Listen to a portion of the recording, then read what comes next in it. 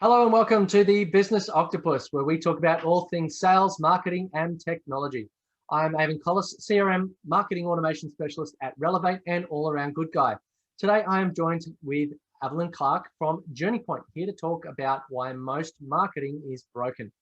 Today's episode is sponsored by ripperhosting.com.au, fast Australian service for when it counts. Welcome, Evelyn. How are you going? It's really good to see you here today. What's new? Hello, Avon. Thank you so much for having me. It's great to finally be on your podcast. I've heard about it for quite a while, and when you invited me recently, I was like, yes, finally, I get to be on it. So thank you. All good. So I'd love to hear your perspective. Why, in fact, is marketing broken? Great question. I believe, and I'll say it, and I've said this to many people, and when I explain it, their heads to start nodding when they get it. Most people's marketing is broken because it is based on selling products. And you might think, well, what's wrong with that? Well, it's a push strategy that doesn't differentiate yourself. When you go out and focus only on your products and therefore the benefit of that product, sometimes the features, most people have used fancy words to try and sell greater benefits and use different tactics, the fear-driven stuff, the negative side of, what happens if you don't use that product.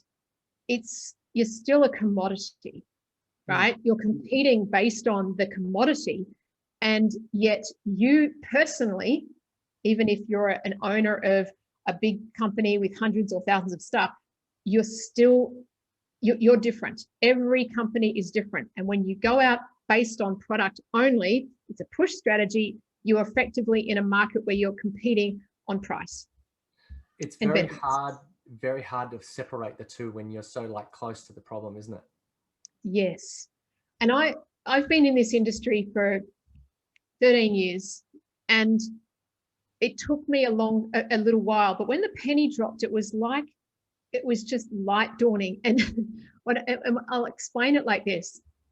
I was indoctrinated into a time when marketing automation and marketing gurus were exploding, and there was Digital Marketer and the Ryan Dice and Frank Kern. And, I've got all the books on my bookshelf, and, I went to the seminars and I learned all these one-liners, and my business partner was doing it all.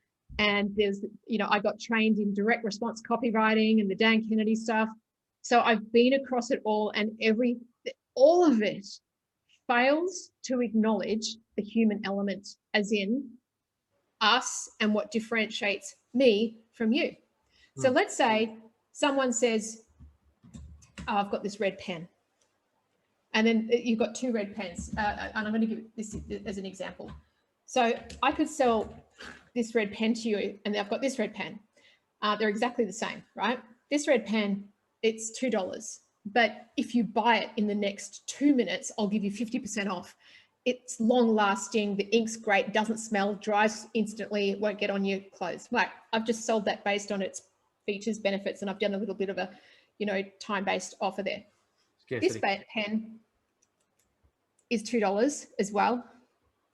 And we're actually a company that cares about the landfill and the environment. So we care about the product material that this pen has been made with.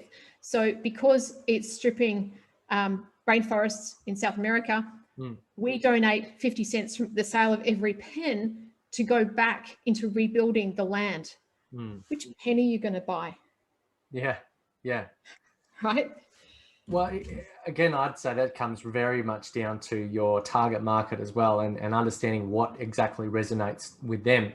So for that example, exactly like, for example, Lush, the soap brand, they had a very big focus on supporting anti-whaling activism and sold some soap products around that. And they attracted a first mover group, but that was their key market, was those first movers that can buy soap differently and pay 4 times much for it and not complain, and actually want to buy 4 or 5 other things at the same time to contribute to the mood, because now they're buying on their feelings, not based on, will I get clean or not? you will get clean with that soap. You'll also get clean with the $1 soap at the around the corner at the supermarket. But this soap makes you feel good. On It does. Yeah. Totally. And see, they've tapped into this new thing that's moving around our society, which is about a movement. So Lush have tapped into a movement. So people are buying into a movement, and it's not about soap. No. And you could buy vinyl records to play the music while you're in the bath as well. It's like complementary to the feeling, not to the product, to the movement, as you say. Yep. That's right. So you've got those, we're now seeing different businesses around the world that are tapping into a movement. Yeah. So that is very, very similar to what I'm talking about with purpose. I think sorry. Yeah. No, go. I think a really good example is just the Apple ads where they show some very crazy action scene and then it says shot on iPhone. Very, very powerful. I don't buy a 10 megapixel camera. I buy beautiful photos of my children. Yeah. You don't buy the drill. You buy the hole in the wall, or the screw in the wall, or whatever it is that you actually need as a result. So, and like we were talking, we met in similar circles that you were talking about before through that, like the marketing consultant angle, and I think that understanding that journey and understanding, I find it very difficult to do that sort of stuff for myself, let alone, but for other people, I can come in from a new perspective. And I guess that's what I was alluding to before, is that it's so hard to do yourself. You really need to hire a professional. Yes. I'm gonna mention the P word. Yeah. Which is purpose. Yeah. And I was in a session with some very senior business people, been around the traps for 30 years, and one of them is a senior macroeconomist and business growth expert, and he looks at trends, and he has said we're on the verge of another 300-year cycle because the society works in cycles and trends, and we've started with this, and it's all about being on purpose, and that flows into the movement thing. So what that means is people are now going to be buying based on a cause, or they're going to look for a reason to believe. So when you're selling your product and or service, people want to buy in to why you're doing it and the purpose that you have. And more, that's what, especially after the last 12 months and this recession and the societal shifts that come with that, and the different phases that people have come through, we're now looking for more connection, but we're looking for reasons to believe as a consumer. So consumers are looking for this. I know that there's been a lot of pressure on big companies like Reebok and Nike and all of those to find more sustainable suppliers. In fact, there was an app built, and it's very rare because of the closed down nature of China, but there was an app built for manufacturers in China, as in not for them, but to measure them and understand exactly what their output is in terms of waste and give them a rating. And so and then they'll put a brand right next to the manufacturer to go, these guys sell to Nike or to Reebok or to something. And so that caused a shift in sales. And whenever you see a shift in sales, people, their feet are going in a different direction. So then you'll see the market respond. And instead of them being, in understanding what drives them, instead of what driving them being profit, understanding the driver becoming something different, like environmental sustainability or a planet for all forever. That's it. People are spending their money in a different way. And I know that, you and I, and perhaps our little, if we see ourselves as small businesses, we might think, well, that doesn't apply to us. But yes, it actually does. It's not just those massive brands. It's not just those big businesses.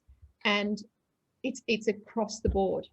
And for people, I think it's very easy for people to go, oh, well, I don't have any environmental impact or an environmental aspect. Like purpose, the first thing, and probably most of the things we've talked about to this point, have had some relation back to environmental impact. So it's important to remember that it's not all about the environment, even though that's quite important.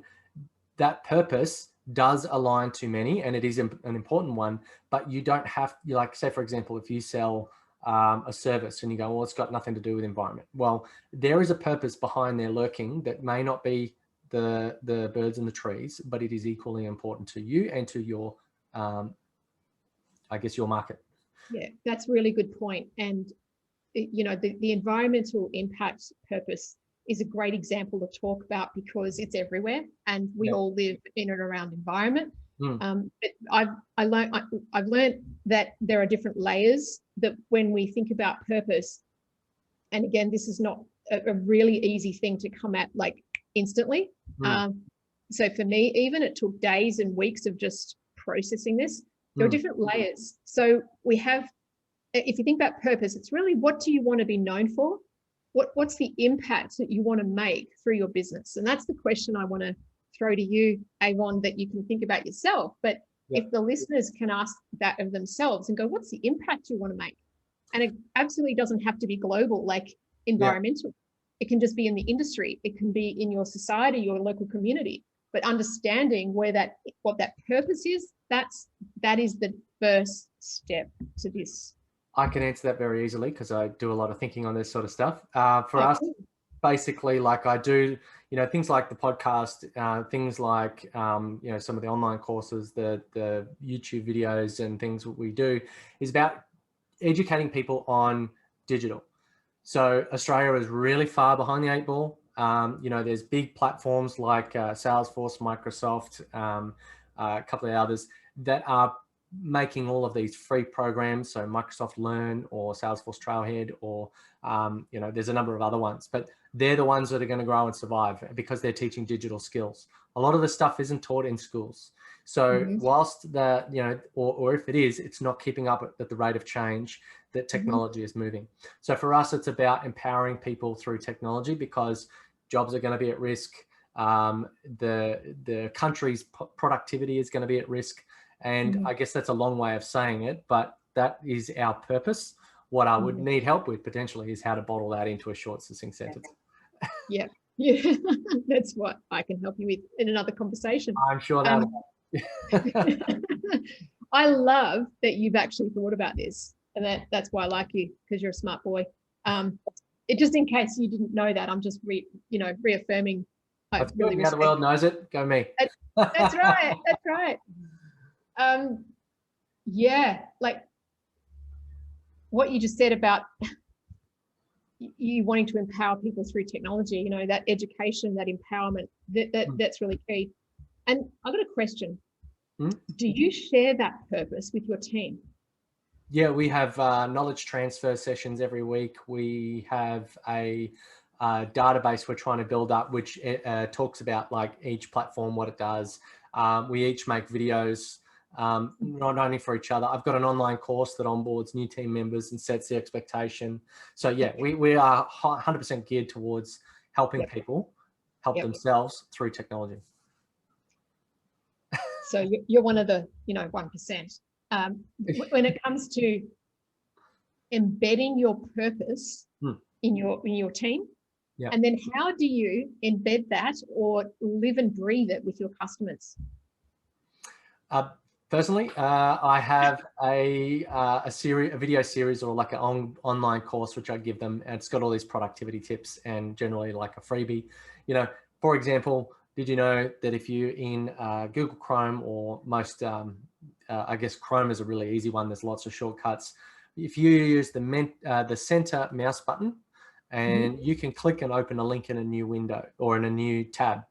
It's a small thing, but like if you're working across tabs and you're trying to deal with multiple sets of information, it can be very hard to, you know, go to this page, then navigate back and then go navigate forward again.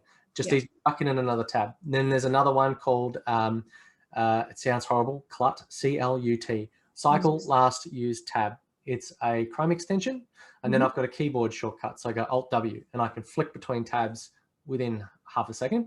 And if you've got to transfer information, read on one, write on another, or cut paste, makes it so much quicker. So things like that, little tips Brilliant. add up Yeah. a lot. Yep. So you're embedding your purpose and living it through the way that you empower your customers. Yeah, yeah. Like literally every time I get off a call, it's and I ideally have passed on some things, make their life easier, raise more questions, because it's a big topic, and if they ask more questions and they get interested, then they're going to learn stuff. Anyway, this is a podcast about you, not about me. What are we doing here? Yeah, you're like one of those psychologists, psychiatrists. They get you out on the couch, you talk about yourself, and it makes you feel good and easy. So if you're listening to this, make sure you give Evelyn a call. It's going to be a very, very worthwhile conversation. She will find your purpose. It's just a habit. And I wanted to ask because I kind of thought that I knew what the answer would be.